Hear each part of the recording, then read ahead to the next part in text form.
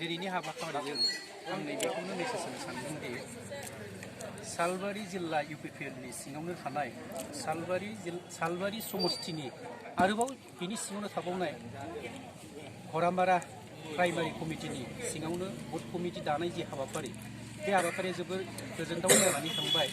अदेबानि बे कमिटि दानायजों लोगोसेनो बेवहाय आरोबाव माइनरिटि सेलफोरनिफ्राय गोबां हेफाजाबजों बेवहाय नुजाथिफैनायखौ नुदों आरो बेजोंनो लोगोसे मुस्लिम भाइफोराबो बेवहाय जइन जाफैबावदों आरो बे साबसिन गोजोनथाव जादों।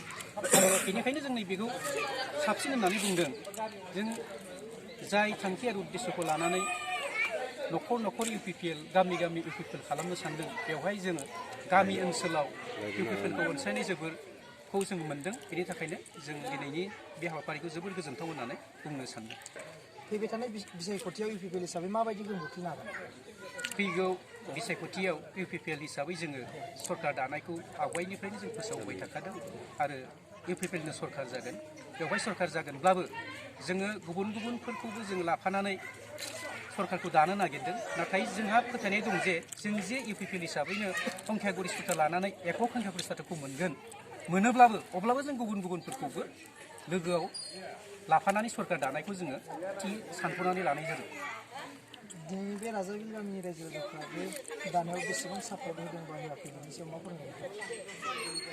बे राजाबिलनि रायजो राजाफोरनि सापर्टखौ बुंनांगौ थाङोब्ला जेराव राजाबिलि गामिनि सेक्रेटारि प्रेसिडेन्टआ लिड लानायजों लोगोसेनो बेनि हिन्जाव हौवा गथ' गथाय मेलाव जेरैबायदि बाहागो लाबाय बियो जोबोर गोजोनथाव आरो बेनिफ्राय जों मिथिनो हायो जे फैगौ समफोराव नैबे राजाबिल बुथ कमिटिनिफ्रायनो बांसिन भटखौ हरनो थाखाय बिथांमोना जेरैबायदि गोसो होनानै खामानि मावगासिनो दङ बेखौ जोङो साबजानाय मोनदों आरो जोंहा बेवहाय फोथायनाय दङ।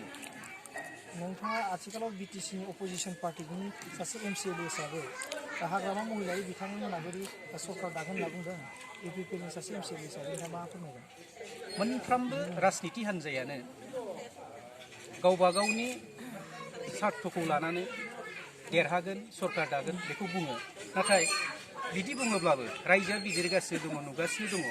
थांनाय समफोराव बिथांमोनफ्रा रायजोनि थाखाय बे 15-16 बोसोराव रायजोफोरनो मा मावनानै होफैनो हाखो बेनि हिसाब खिथाबखौ अलरेडि रायजोफोरा खालामखाबाय आरो खालामखानायनि उनाव दिनै सानफा एफा रायजो राजाफ्रा हाग्रामाखौ नागारबोनानै नैबे इउपिपिएलआव हाग्रामानिफ्राय लैहोर लैहोर हाबफैनायानो फोरमान होयो जे हाग्रामाया फैगौआव सरकार दानाया गोरलै नङा आरो बिथांमोना दानो हाया। गावबा गावनि समर्थकफ्रानो फोथायनाय गैला जायनि थाखाय जोंनि दलाव बिसासाव लाखिनानै जोंनि दलाव खामानि मावनो सरकार दानो हागोन होननानै इउपिपिएल दलाव हाबफैगासिनो दङ आरो हाग्रामानि दलखौ नागारगासिनो दङ।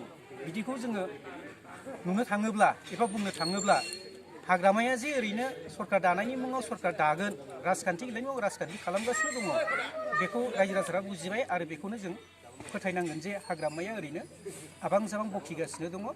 फैगौआव हाग्रामाया सरकार दानो हाया बे निश्चित आरो रायजो राजाफ्रा बेखौ बुजिबाय। इउपिपिएलआ बेसेबांसो दानो हागोन होननानै नोंथाङा फोथायो?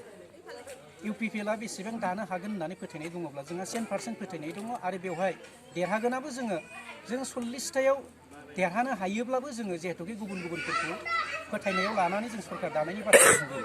ओंखायनो 40थायाव जों देरहायाबाबो जोंनि जि पलिसि बे पलिसिजों जोङो गुबुनफोरखौ लाफानानै सरकार दानो हानाय बायदियै जोङो 40थायावबो जोंनि जायफोर समर्थक थागोन जायफोर जोंनि हान्जाफोर थागोन बे हान्जाफोरना देरहानानै जोङो 40थायाव देरहानो हानायनि जि फर्मुला बे फर्मुलाखौ जोङो बानायगासिनो दङ आरो अलरेडि जोङो साक्सेस जानायनि सिमांखौ नुबाय। फोरमायनायनि थाखाय गोजोननाय थाबाय। गोजोन्थों।